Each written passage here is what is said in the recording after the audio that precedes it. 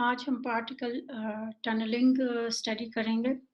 आपको याद होगा कि हम इससे पहले हमने पोटेंशियल स्टेप स्टडी किया था। पोटेंशियल स्टेप में ये लेफ़्ट साइड पे हमारा जैसे इसमें है, एक स्टेप बना होता है, तो लेफ़्ट साइड पे साइनोसॉइडल वेव आती है साइन फॉर्म की। तो जब ये बैरियर पे आके हिट करती है, तो जब बैरियर के अंदर ये डिके करना शुरू कर देती है ऐसे। ठीक है? तो अब हमारे यहाँ पे बैरियर की जो है ना थिकनेस या इसको विड्थ भी कह लें, वो एल है। अगर मैं एल जो-सी है वो हाफ़ कर देती तो आप देखें यहाँ पे मेरा वेव फंक्शन तो 0 नहीं हुआ। तो क्या होना था कि ये जहाँ पे वेव फंक्शन यानी जब राइट साइड पे एमिट हुआ वो उसी जगह से उसी उसकी अ, इसी जगह से उसने स्टार्ट कर लेना था। तो ये प्रोसेस जिसमें आपकी लेफ्ट साइड पे बैरियर के लेफ्ट साइड पे जो आपका वेव फंक्शन है, वो राइट साइड पे आ जाए, तो क्योंकि वेव फंक्शन से एसोसिएटेड पार्टिकल की प्रोबेबिलिटी होती है, तो इसका मतलब है लेफ्ट साइड पे पार्टिकल को फाइंड करने की प्रोबेबिलिटी थी और राइट साइड पे भी पार्टिकल को फाइंड करने की प्रोबेबिलिटी है। इवन दो ये प्रोबेबिलिटी स्मॉल है, लेकिन इट इज़ नॉन ज़ीरो। तो इस चीज़ को, इस फिनोमेना को हम पार्टिकल टनलिंग कहते हैं। इसको यूँ डिफाइन किया कि अगर हमारे पोटेंशियल बैरियर की थिकनेस कम हो, वो थिन हो, तो there is a significant chance that the particle can be transmitted through the barrier. Transmit होना यानी कि लेफ्ट से राइट पे आ जाएगा और ये प्रोसेस क्वांटम मैकेनिकल टनलिंग कहलाता है और ये क्वांटम मैकेनिकल प्रोसेस है। इसका कोई भी क्लासिकल एनालॉग नहीं। मे बी कोई आपको कहीं कुछ चीज़ें ऐसी नज़र आ जाएँ जो कि आपको लगे क्लासिकल हैं, लेकिन टनलिंग का कोई भी क्लासिकल एनालॉग नहीं है। अब टनल के जो करंट है, करंट का मतलब है कि कितने पार्टिकल्स इसमें से पास कर सकती है ना। जो करंट डेंसिटी है वो डिपेंड कर रही होती है बैरियर की थिकनेस पे। ये थिकनेस है इसकी ना, कि वो कितना वाइड है। अगर ज़्यादा वाइड होगा प्रोबेबिलिटी कम होगी, कम वाइड होगा तो ट्रांसमिशन की प्रोबेबिलिटी ज़्यादा होती है। और उसकी हाइट पे डिपेंड करेगा वी नॉट पे ना। हाइट ज़्यादा होगी तो वही प्रोबेबिलिटी कम होगी, हाइट कम होगी तो ट्रांसमिशन की प्रोबेबिलिटी ज़्यादा होगी। तो आप यूँ समझ लें कि इन जनरल आपकी ट्रांसमिशन प्रोबेबिलिटी इस प्रोडक्ट पे डिपेंड कर रही है। अगर ये प्रोडक्ट लार्ज हो जाएगी तो आपकी ट्रांसमिशन प्रोबेबिलिटी या टनलिंग प्रोबेबिलिटी कम हो जाएगी। अगर ये प्रोडक्ट जो कि हाइट और विड्थ की लेंथ है, हाइट और थिकनेस की, ये कम होगी, तो आपकी टनलिंग की प्रोबेबिलिटी जो है वो ज़्यादा होगी। तो पार्टिकल टनलिंग की कुछ 2 वीडियोज़ मैंने ऑनलाइन देखी थी, बहुत इसमें एनिमेशन दिए है, प्लीज़ आप देख लें। आई होप इससे आपकी अंडरस्टैंडिंग बेहतर होगी।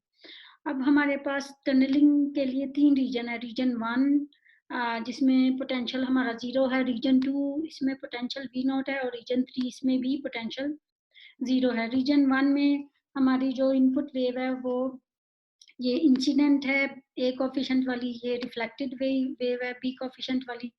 और इनसाइड द बैरियर हमारे पास 2 एक्सपोनेंशियली डिकेइंग वेव है, जो लेफ्ट साइड से शुरू होती है जिसका कोएफिशिएंट C है, और जो राइट साइड से डिके होगी अगर जिसका कि कोएफिशिएंट D है। मे बी ये यहाँ से कहीं से स्टार्ट होनी चाहिए थी। तो ये D है। यहाँ पे हम इन दोनों कोएफिशिएंट्स को क्यों ले रहे हैं? आपको याद होगा कि जब हम पहले पोटेंशियल स्टेप को स्टडी कर रहे थे तो हम कहते थे कि ये वाली टर्म 0 क्यों होगी? क्योंकि जब x लार्ज हो जाता है तो e raise to power x की वैल्यू जो-सी थी वो इनफाइनाइट हो जाती थी, तो इसलिए हम D की कोएफिशिएंट को 0 D को 0 पुट कर देते थे क्योंकि हम वेव फंक्शन इन्फिनिटी नहीं चाहते थे। लेकिन यहाँ पे तो आप देखें हमारा x जो है ना इस तरफ लार्ज हो रहा है, इस बाउंड्री पे लार्ज हो रहा है, ना इस बाउंड्री पे लार्ज हो रहा है। ये दोनों रीजन में फाइनाइट है। तो इसलिए इन दोनों कोएफिशिएंट्स को हमें साथ रखना होगा। हमारा वेव फंक्शन किसी भी बाउंड्री पे इन्फिनिटी नहीं हो रहा, तो इसलिए हमने C और D दोनों कोएफिशिएंट्स वाली टर्म्स रखी हैं inside the under the barrier. और ये रीजन 3 में हमारे पास सिर्फ राइट ट्रैवलिंग वेव है क्योंकि हमने खुद ही ये अज्यूम किया कि इस तरफ से कोई भी वेव नहीं आ रही, ठीक है। राइट टू लेफ्ट कोई भी ट्रैवलिंग वेव नहीं है, लेफ्ट टू राइट जो सी वेव्स आ रही है और वही वेव पहली बाउंड्री पे रिफ्लेक्ट होती है, under the barrier exponentially decay होती है और यहाँ पे भी एक्सपोनेंशियली डिके होती है। और ये वेव फंक्शन रीजन 1 और 3 में हमने लिख दी हैं। ये combination of A and B हैं और रीजन 3 में सिर्फ F है। और इनमें जो वेव वेक्टर है जो k है, हमारा वेव नंबर्स हैं या number of waves per unit length बताता है, वो सेम है। क्यों? क्योंकि आपको याद है k डिपेंड कर होता है एनर्जी माइनस पोटेंशियल, और पोटेंशियल एनर्जी जो सी है रीजन 1 और 3 दोनों जगहों पे 0 है, तो इसलिए वेव नंबर रीजन 1 और 3 में सेम है। अंडर द बैरियर जो है वो आपका वेव नंबर इमेजिनरी हो जाता है, उसको फिर हम डिके कांस्टेंट कहते हैं। तो ये हमारा डिके कांस्टेंट यहाँ पे आ जाता है, और अब हम आगे हमने ये सारे अपने कांस्टेंट जो से वो डिटरमिन, अब हमने अपने सारे constants A B C D find करने हैं एफ की टर्म्स में। तो मैंने अपने जो जितने भी जो वेव फंक्शंस है ना उनके इंडिविजुअल कंपोनेंट्स को लिख दिया। ये हमारी इंसिडेंट वेव है जिसका कोफिशिएंट आई है, सॉरी ए है, और ये हमारी रिफ्लेक्टेड वेव जिसका कोफिशिएंट बी है। ये लेफ्ट से बाउंड्री पे जो एग्जिस्ट करती है, लेफ्ट साइड से जो डिके होती है इनवर्ट द बैरियर, ये वो वेव है साई जिसका कोफिशिएंट सी है, और ये राइट बाउंड्री पे एग्जिस्ट करेगी और इनवर्ट बैरियर डिके करेगी, इसका कोफिशिएंट डी है, और ये रीजन 3 में जो हमारी वेव एग्जिस्ट करती है। जब हमने बाउंड्री कंडीशंस अप्लाई करनी है तो हमें डेरिवेटिव्स भी चाहिए होंगे इन सारे कंपोनेंट्स के, तो इसलिए मैंने इक्वेशन 2 में इनके डेरिवेटिव्स लिख दिए हैं। अब लेफ्ट बाउंड्री पे x की वैल्यू जो है वो 0 है, तो इसलिए मैंने ये तमाम कंपोनेंट्स में x की वैल्यू 0 पुट कर दी, तो एक्सपोनेंशियल टर्म हमारी 1 होगी, और ये वैल्यूज आ गई लेफ्ट बाउंड्री पे ना तमाम कंपोनेंट्स की। और डेरिवेटिव्स जो से हैं वो लेफ्ट बाउंड्री पे अगेन वो एक्सपोनेंशियल टर्म हमारी जो है वो 1 हो जाएगी। राइट बाउंड्री जो सी है ना वो हमारी ये है, राइट बाउंड्री पे x की वैल्यू जो है वो l है, तो राइट बाउंड्री पे मैंने x की वैल्यू l पुट कर दी।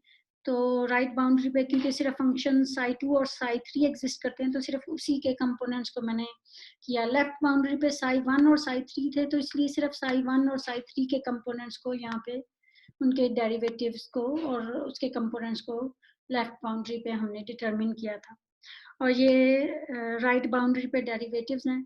अब हमारा वेव फंक्शन साई 1 2 3 और उसके डेरिवेटिव जो है मैंने सारे कंपोनेंट्स की फॉर्म में लिख दिए हैं। अब उसके बाद हमारा नेक्स्ट गोल है कि बाउंड्री कंडीशंस लगाई जाएं। ये लेफ्ट बाउंड्री पे जब बाउंड्री कंडीशन लगाई हमने वेव फंक्शन की, तो हमारे पास ये इक्वेशन आ गई। जब डेरिवेटिव पे कंडीशन लगाएं तो ये साथ में आयोटा के और कापा वाली टर्म्स आती हैं, लेकिन आयोटा के को हम इक्वेशन के दूसरी तरफ ले जाएं तो ये हमारे पास a माइनस बी वाली टर्म आ जाती है। तो ये इक्वेशन 9 और 10 में को अगर ऐड अप करें तो बी टर्म कैंसल आउट हो जाती है और हमारे पास ये 2a वाली टर्म बच जाती है in terms of C and D. जब हम आगे चीज़ों को डिटरमिन करेंगे तो हमारे पास 2c 2d आते हैं, तो इसलिए मैंने पहले ही ये 2c और 2d बनाने के लिए इक्वेशन को दोनों साइड से 2 से मल्टीप्लाई कर दिया। अब हम राइट बाउंड्री पे आ जाते हैं। राइट बाउंड्री पे वेव फंक्शंस की कंटिन्यूटी को देखते हुए जो इक्वेशन आई वो c प्लस डी की फॉर्म की थी, और जब डेरिवेटिव्स की कंटिन्यूटी देखी तो c माइनस डी वाली टर्म आई, और इसमें कापा इक्वेशन 12 c प्लस डी की फॉर्म की है और इक्वेशन 13 c माइनस डी की फॉर्म की है। तो इन दोनों इक्वेशंस को जब ऐड अप करेंगे तो d वाली टर्म कैंसिल हो जाएगी और यूँ हमारे पास ये 2c की वैल्यू आ जाएगी, और ये हम इक्वेशन 11 में यहाँ पे पुट कर देंगे। और फिर उसके बाद जब इनको सब्ट्रैक्ट करेंगे तो हमारी आपको पता है c वाली टर्म कैंसिल हो जाएंगी और d की टर्म आ जाएगी, और ये 2d वाली टर्म है। और इस 2d वाली टर्म को अगेन जब हम इक्वेशन 11 में पुट करें, ये 14 और 15 है जो कि 2c और 2d की वैल्यू देती हैं, तो ये हमारे पास 4a की वैल्यू आ जाती है। अब इससे आगे सिंपली ये हमने एलसीएम लेना है, सिंप्लीफिकेशन करनी है, ये एलसीएम ले लिया है नेक्स्ट इक्वेशन में, और ये F E raise to power iota के एल वाली टर्म थी ना, ये कॉमन थी, तो ये मैं इक्वेशन की लेफ्ट साइड पे ले गई हूँ, तो लेफ्ट साइड पे जाके वो डिनोमिनेटर में आ गया। और यहाँ पे ये जो न्यूमरेटर में ये दो प्रोडक्ट्स हैं इनको मैंने इधर अलहदा से सिंप्लीफाई कर लिया इधर, तो इसमें ये k टाइम्स कापा वाला रियल पार्ट है और आयोटा वाली टर्म्स है जो इमेजिनरी पार्ट है। तो इनके साथ मैंने ये E raise to power exponential वाले फैक्टर के साथ लिख दिया। अब हम E raise to power exponential वाले फैक्टर्स को भी जो है ना वो सेपरेट आउट कर लेंगे। लेकिन उससे पहले हम ए ओवर एफ कैलकुलेट कर रहे हैं, लेकिन हमारी ट्रांसमिशन प्रोबेबिलिटी जो है वो एफ बाय ए है। तो इसलिए मैं ये फ्लिप कर दूंगी दोनों साइडों को, जो न्यूमरेटर है वो डिनोमिनेटर बन जाएगा दोनों साइडों पे और वाइस वर्सा। तो अब ये राइट साइड में डिनोमिनेटर को हमने सिंप्लीफाई भी साथ साथ कर लिया है। E raise to power x plus e raise to power minus x की फॉर्म की जो इक्वेशन होती है वो 2 टाइम्स कोस हाइपरबोलिक आती है, और जो नेगेटिव साइन के साथ होती है माइनस साइन के साथ वो 2 टाइम्स साइन हाइपरबोलिक होती है। तो ये वैल्यूज मैंने जब ये इस इक्वेशन में सब्सटीट्यूट की तो मेरे पास एफ बाई ए आया। तो ये एफ बाई ए की जो है सिंपलेस्ट फॉर्म है। इसमें आप देख सकते हैं कि ये आयोटा वाला पार्ट जो सा एक यहाँ पे है और यहाँ पे है। तो अगर हम इसका कॉम्प्लेक्स कॉन्जुगेट लेना चाहें तो ये बहुत इजी है, जहाँ जहाँ आयोटा है वहाँ वहाँ हमने माइनस आयोटा से रिप्लेस कर दिया है। और जब इन दोनों टर्म्स को मल्टीप्लाई किया हमने तो एक्सपोनेंशियल वाला फैक्टर कैंसिल आउट हो जाता है, और डिनोमिनेटर में जो पार्ट है वो a plus B into A minus B हो जाएगा। लेकिन एक्चुअली ये a प्लस आयोटा बी और a माइनस आयोटा बी है, तो इसलिए हमारे पास a square plus B square आता है। तो यूँ ये हमारे पास हमारी ट्रांसमिशन प्रोबेबिलिटी आ गई, जो कि इक्वेशन 24 में दी है। अब हम अपने बाकी कोफिशिएंट्स को देख लेते हैं, जो कि बी ही था आई थिंक, क्योंकि सी एंड डी तो इक्वेशन 14-15 में मौजूद थे इन टर्म्स ऑफ एफ। इक्वेशन 9 में से अगर 10 को माइनस करें तो हमारे पास ये इक्वेशन आती है। ये अगेन सी और डी की फॉर्म में 2 से मल्टीप्लाई किया ताकि 2c और 2d की वैल्यू हम सब्सटीट्यूट कर सकें, और ये सब्सटीट्यूशन से ये हमारे पास 4b की ये वैल्यू आई। इसमें अगेन एलसीएम लेना है और सिंप्लीफिकेशन करनी है। एक चीज़ जो कि मैं कहना भूल गई कि आप लोगों ने होमवर्क करना है, ये f बाई ए आप लोगों ने डिटरमिन करना है। f बाई ए सॉरी ये इक्वेशन नंबर 20 बल्कि आप ले आए। आपने इक्वेशन नंबर 20 कैलकुलेट करनी है सारी बाउंड्री कंडीशंस को यूज़ करते हुए, क्योंकि जो बुक में f बाई ए की वैल्यू दी है और जो मैंने f बाई ए की वैल्यू निकाली है इक्वेशन नंबर 20 से, ये डिफरेंट है, और इसी वजह से हमारा ये ट्रांसमिशन प्रोबेबिलिटी भी डिफरेंट है। तो आप लोगों ने अब कैलकुलेट करके चेक करना है कि आप लोगों की वैल्यू मेरे रिजल्ट से मैच करती है या बुक के रिजल्ट से मैच करती है। अब वापस आ जाते हैं हम अपने बी की वैल्यू पे। तो बी में जो कोफिशिएंट्स आ रहे हैं, कोफिशिएंट नहीं, जो न्यूमरेटर में जो वैल्यूज आ रही हैं, इनको जब मैं सिंप्लीफाई करती हूँ तो आप देखेंगे इसमें रियल पार्ट कैंसल आउट हो जाता है और सिर्फ इमेजिनरी पार्ट बच जाता है। अब इसके बाद हम जब इसको बी के अंदर सब्सटीट्यूट करते हैं तो बी की सब्सटीट्यूशन से ये हमारे पास वैल्यू आती है, B in terms of F आ जाता है। और अगर आप देखेंगे कि ये जो बी का रिजल्ट है ये और आपकी बुक का रिजल्ट ये दोनों मैच करते हैं। तो यानी कि ये एक स्ट्रेंज थिंग है कि एक टर्म मैच कर रही है और एक टर्म मैच नहीं कर रही। तो बी वाली टर्म मैच कर रही है लेकिन एफ बाय ए वाली टर्म मैच नहीं कर रही। तो प्लीज़ अब आप लोगों ने ये जज करना है या आप हमारे डिसाइड करेंगे कि किसका सही है किसका गलत है। तो प्लीज़ मुझे अपने रिजल्ट्स जो है ना वो कैलकुलेट करके ज़रूर पिक्चर स्कैच करके भेज दीजिएगा। अब इसके बाद जो हमने कैलकुलेट करना है वो हर रीजन में probability of wave function find करनी है। रीजन 1 में साई 1 मॉड स्क्वायर आ जाएगा, region 2 under the barrier psi 2 mod square, और रीजन 3 में साई 3 मॉड स्क्वायर आ जाएगा। ये हमारे साई 1 साई 2 जो मैंने पहले लिखे थे, लेकिन पीछे जाना जहाँ डिफिकल्ट है इसलिए मैंने रिपीट कर दिया। इनके कॉम्प्लेक्स कॉन्जुगेट ये हैं, हर टर्म का कॉम्प्लेक्स कॉन्जुगेट हो जाएगा। ये जो component psi I, psi R, psi L, psi R जो से हैं वो मैंने इधर डिटेल में लिख दिए हैं। ये इनके कॉम्प्लेक्स कॉन्जुगेट भी ले लिए हैं, और इसके लिए हमें ये चीज़ यूज़ करनी पड़ेगी कि अगर आपके कॉम्प्लेक्स कॉन्जुगेट कॉम्प्लेक्स नंबर्स की थोड़ा सा रिवीजन है, आपके पास अगर एक कॉम्प्लेक्स कॉन्जुगेट है वो इन टर्म्स ऑफ एम्पलीट्यूड और एक एक्सपोनेंशियल फैक्टर लिखा जा सकता है। तो अगर उसको अपने साथ ही मल्टीप्लाई करेंगे जी1 स्टार को तो आप देखें कि एक्सपोनेंशियल वाली टर्म कैंसिल आउट हो जाती है। लेकिन अगर दो डिफरेंट कॉम्प्लेक्स नंबर्स को मल्टीप्लाई करें जैसे जी1 और जी2 है तो हमारे पास जो टर्म्स आती हैं अक्सर वो Z1 times Z2 star type की आती हैं। तो इस तरह की टर्म को थोड़ा-सा हम सिम्प्लीफाई करना चाहते हैं। तो मैं सपोज़ कर लेती हूँ कि दोनों एम्पलीट्यूड की प्रोडक्ट R है और एंगल्स या आर्ग्यूमेंट का डिफरेंस थीटा है। तो मैं ये प्रोडक्ट को R e raised to power iota theta लिख सकती हूँ, जो कि R cos theta plus iota sin theta हो जाता है। और इसका जो कॉम्प्लेक्स कॉन्जुगेट था, ये ऊपर आना था Z1 स्टार है, ये प्रोडक्ट नहीं बल्कि Z1 का कॉम्प्लेक्स कॉन्जुगेट है। तो ये दोनों टर्म्स को जब ऐड अप करें तो आपका जो है ये इस तरह की टर्म आती है जिसमें R कॉमन आ जाए तो पीछे cos theta 2 times cos theta बच जाता है। तो ये तो real of Z1 times Z2 star है। तो इस फैक्ट को हम आगे यूज करें। ये इंसिडेंट वेव का हमारा जो है प्रोबेबिलिटी है, ये रिफ्लेक्टेड वेव की प्रोबेबिलिटी है, ये उनके क्रॉस प्रोडक्ट या इंटरफेयरिंग टर्म्स हैं, जिसमें साई आई और साई आर है। क्योंकि साई वन में आपको पता है साई आई और साई आर है, तो जब हम साई वन का कॉम्प्लेक्स कॉन्जुगेट उसके साथ मल्टीप्लाई करेंगे तो ये इस तरह की टर्म आएंगी जिसमें साई आई मोड स्क्वायर होगा, साई आर मोड स्क्वायर होगा और फिर ये इंटरफेरेंस टर्म भी होगी। और ये इंटरफेरेंस टर्म जो रिजल्ट देती है वो मैंने जहाँ लिखी है, इन दोनों को ऐड अप करें तो ये real component of A B star exponential 2 iota x आती है, क्योंकि ये वही चीज़ है जो मैंने पीछे आपको कॉम्प्लेक्स नंबर्स के लिए बताई थी। इसी तरह साई लेफ्ट का मॉड या प्रोबेबिलिटी और साई आर की प्रोबेबिलिटी जो है वो ये आती है। और ये इंटरफेरेंस टर्म है, इंटरफेरेंस टर्म जो है इन दोनों का सम है। और ये सबसे राइट रीजन या थर्ड रीजन में आपकी प्रोबेबिलिटी है। अब हमने प्रोबेबिलिटीज को यूज करते हुए अपने ए को यूजली हम फाइंड कर सकते थे जब ये हमारे पास नॉर्मलाइजेशन कंडीशन होती थी टोटल वेव फंक्शन की। यहाँ पे हमारा टोटल वेव फंक्शन जो है वो 3 रीजन्स पे डिवाइडेड है। रीजन 1 में साई 1 है, रीजन 2 में साई 2 है और रीजन 3 में साई 3 है।